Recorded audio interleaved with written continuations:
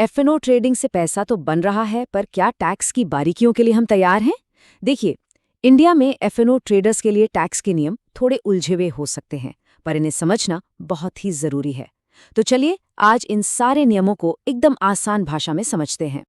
सबसे बड़ा सवाल यही उठता है कि क्या F&O ट्रेडर्स अपना टैक्स सही तरीके से फाइल कर भी रहे हैं। अक्सर ट्रेडर्स के मन में ये सवाल आता है, और ये सवाल इतना ज़रूरी इसलिए है क्योंकि एक छोटी सी चूक भी एक बड़ी मुश्किल खड़ी कर सकती है।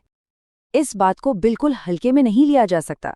अगर F&O की कमाई गलत टैक्स फॉर्म में दिखा दी, तो ये कुछ और नहीं बल्कि इनकम टैक्स डिपार्टमेंट को सीधे सीधे नोटिस भेजने का न्योता देने जैसा है। और ये एक ऐसी गलती है जिससे हर हाल में बचना चाहिए।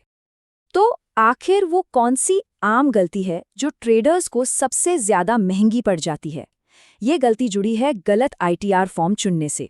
अगर कोई ट्रेडर ITR 1 या ITR 2 का इस्तेमाल कर रहा है, तो समझ लीजिए कि ये एक बहुत बड़ा रेड फ्लैग है। तो एक बात बिल्कुल साफ है और इसे याद रखना है, F&O की इनकम दिखाने के लिए सिर्फ और सिर्फ ITR 3 फॉर्म ही सही है। ये एक सीधा सा नियम है। कोई अगर ITR 1 या ITR 2 इस्तेमाल कर रहा है, तो वो गलती कर रहा है। लेकिन सवाल उठता है कि भाई ITR 3 ही क्यों? इसका जवाब इस बात में छिपा है कि इनकम टैक्स का कानून F&O ट्रेडिंग को किस नज़र से देखता है, और सच कहूं तो यही समझना सबसे ज्यादा जरूरी है। टैक्स के नियमों के हिसाब से F&O ट्रेडिंग को नॉन स्पेक्युलेटिव बिजनेस इनकम माना जाता है। आसान भाषा में कहें तो टैक्स डिपार्टमेंट कहता है कि ये कोई सैलरी या कैपिटल गेन नहीं है, ये एक प्रॉपर बिजनेस है, एक व्यवसाय, और बिजनेस की इनकम दिखाने के नियम अलग होते हैं। अब इसका मतलब क्या हुआ? इसका मतलब ये हुआ कि F&O से जो भी प्रॉफिट हुआ वो सैलरी जैसी दूसरी इनकम में सीधे जुड़ जाता है। इससे टोटल टैक्सेबल इनकम बढ़ जाती है और फिर टैक्स स्लैब के हिसाब से टैक्स देना पड़ता है। पर रुकिए, यहाँ एक अच्छी खबर भी है। अगर ट्रेडिंग एक बिजनेस है, तो इससे जुड़े खर्चों पर टैक्स छूट भी तो मिलेगी। जरा सोचिए, ब्रोकरेज फीस, STT, अरे हाँ, लैपटॉप का डेप्रिसिएशन, इंटरनेट का बिल, ट्रेडिंग सॉफ्टवेयर का खर्चा, और यहाँ तक कि ऑफिस के किराए का एक हिस्सा भी क्लेम किया जा सकता है। तो इसका सीधा फायदा क्या है? बहुत सिंपल है। जो टैक्स बचता है वो बन जाता है और ज्यादा ट्रेडिंग कैपिटल। और ज्यादा कैपिटल का मतलब क्या है? भविष्य में और ज्यादा मुनाफा कमाने का मौका।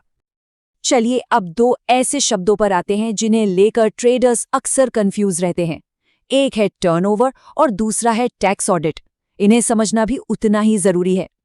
सबसे पहले ये टर्नओवर है क्या चीज? F&O में टर्नओवर का मतलब कॉन्ट्रैक्ट की कुल वैल्यू बिल्कुल नहीं होता, बल्कि ये होता है सभी सौदों के मुनाफे और नुकसान का एब्सोल्यूट टोटल। मतलब नुकसान को भी पॉजिटिव मानकर प्रॉफिट के साथ जोड़ा जाता है। तो टैक्स ऑडिट की जरूरत कब पड़ती है? ध्यान से देखिए, इसके दो मेन ट्रिगर हैं। पहला, अगर साल का टर्नओवर 10 करोड़ रुपए से ज्यादा है, और दूसरा, अगर प्रॉफिट टर्नओवर के 6% से भी कम है और टोटल इनकम टैक्सेबल लिमिट से ऊपर है। इन दोनों में से कोई भी एक शर्त पूरी होने पर टैक्स ऑडिट करवाना ही होगा। अब एक बहुत ही मजेदार कॉन्सेप्ट पर आते हैं जिसे ज्यादातर ट्रेडर्स नजरअंदाज कर देते हैं। वो है नुकसान की सही रिपोर्टिंग। जी हाँ, ट्रेडिंग में हुआ नुकसान भी अगर सही तरीके से रिपोर्ट किया जाए तो पैसा बचा सकता है। F&O ट्रेडिंग में जो भी नुकसान होता है उसे आने वाले 8 सालों तक, जी पूरे 8 साल तक आगे ले जाया जा सकता है। इसका मतलब है कि भविष्य में होने वाले प्रॉफिट से इस नुकसान को सेट ऑफ करके अपना टैक्स कम किया जा सकता है। लेकिन इस फायदे की एक बहुत बड़ी शर्त है। नुकसान को तभी आगे ले जा सकते हैं जब ITR ड्यू डेट से पहले फाइल किया गया हो। अगर डेडलाइन मिस हुई तो ये शानदार मौका हाथ से हमेशा के लिए निकल जाएगा। मैं इस बात पर फिर से जोर देना चाहूंगा, ITR फाइल करने में जरा सी भी देरी का मतलब है नुकसान को कैरी फॉरवर्ड करने का मौका हमेशा हमेशा के लिए गवा देना। ये एक ऐसी गलती है जिसकी कोई भरपाई नहीं है। तो चलिए अब तक की सारी जरूरी बातों को एक सीधी साधी चेकलिस्ट में समेट लेते हैं, ताकि टैक्स फाइलिंग के वक्त कोई भी गलती होने से बचा जा सके। ये 5 कदम टैक्स फाइलिंग को सही रास्ते पर रखेंगे। पहला, सिर्फ ITR 3 फॉर्म इस्तेमाल करना है। दूसरा, अपने सारे लॉसेस को जरूर रिपोर्ट करें ताकि भविष्य में टैक्स बचे।